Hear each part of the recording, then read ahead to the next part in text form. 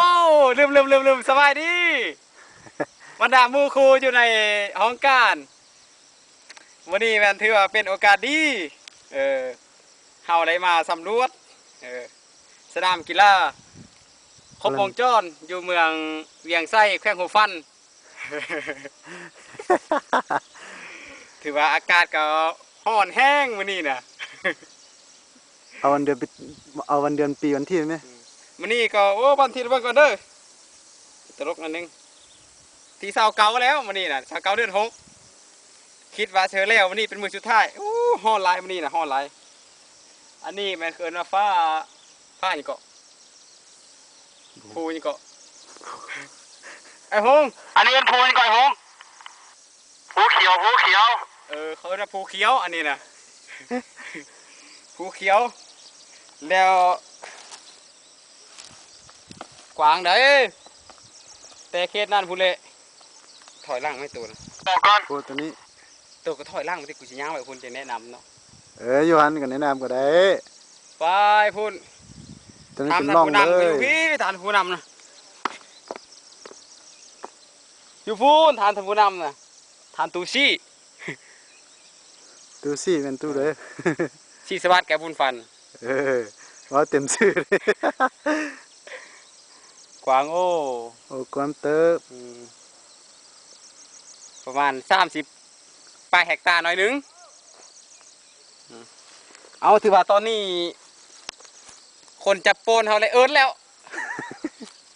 ถ่ายน้ำกูมาที่ได้มาจับเข้าจากจุด1 2 จุดก่อนอยู่ถึงพี่เพื่อนยังปลูกสาลีอยู่เด้อมีฟ้าพร้อมเนี่ยมีแต่ไอ้พันฝ่าย้ำมาเจ้าพี่นั่นนึงไหมคนสำเนื้อเขาว่าฝ่าย้ำมาเราไปพาเราก็เนื้อฝ่าตื้นไหมไม่จังตัดซื้อเลยเมื่อกี้นี่ถ่ายรูปอยู่โอ้เมื่อกี้นี่น่ะเมื่อกี้ขึ้นไปถ่ายรูปอยู่เทิงพุ่น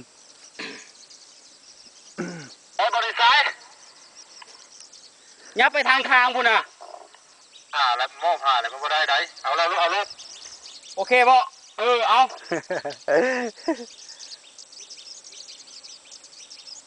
กำลังยิงเป้าไปใส่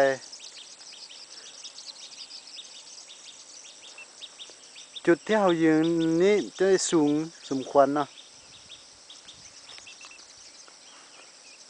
ถ้าเทียบใส่บอลต่ำๆพี่จะประมาณ30 เมตรไปแล้วไป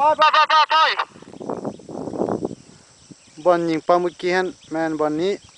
จะสูมมาเบิ่งสูมบ่ได้วะตายแล้วมันนี่อันนี้สูมบ่ได้ซ้ำโอ้ยเสียได้เนาะใส่เอาดูเดี๋ยวอันกำลังสิกูถ่ายให้มึงพากซ้อมาแม่นละนะ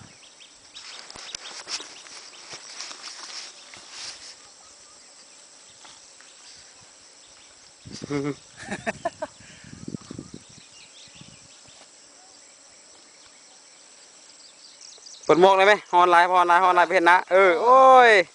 โอ้เนาะมื้อนี้ก็เป็นโอกาสดีเนาะถ่ายแล้วถ่ายได้แล้วถ่ายต่อเนื่องมื้อนี้ก็เป็นโอกาสดีเนาะจะได้มาแนะนำมาตั้งหน้าบริษัทแสงมีไซเนาะมาศึกษาเอาขอบเขตดินออกแบบอันสนามกีฬาครบวงจรตอนนี้กำลังมาศึกษาตั้งกล้องเอาจุดขอบเขตของสนามกีฬาเนาะถือว่ากว้างสมควรจะสร้างสนามกีฬาเป็นสนามแห่งที่ใหญ่สุดอยู่แขวงหัวฟันนี่แหละโอ้หกจ้าเทวดีอ่ะ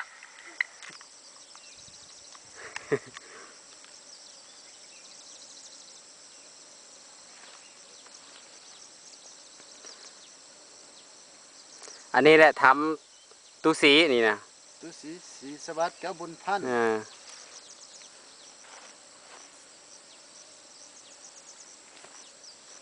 เมื่อกี้ขึ้นถ่ายรูปอยู่พุ่นเนี่ยโอ้ยเหือแตกตู้สีได้วิวงามๆมาให้พวกท่านเบิ้งนี่บ่ธรรมดาได้ทุ่มทุนไปแล้วนึงเสียเหืออยู่ 0.5 ลิตรต่อคน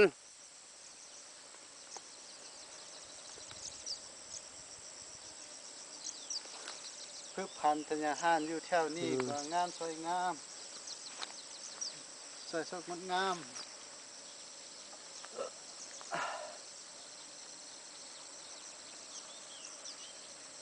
ยังมีคนเห็นหนังอยู่พุ่นอ่ะเกิดดังเกื้อเกลือ ถือว่ามาวันนี้เนาะเวลาเขาก็ไกลหมดแล้วโอกาสนะเวลาพอแมมเขาสิเต็มแล้วเดี๋ยวนี้นะเสียดายหยุดพักก่อนโอกาสหน้าเขาสิถ่ายเอางามๆมาให้เบิ่งอีก ถือว่าการเสนอแนะนำมา การเสนอแนะนำนี่ก็เกินคันมาพื้นฐานโดยอิงเสอหลักการพื้นฐาน สถานการณ์พื้นฐาน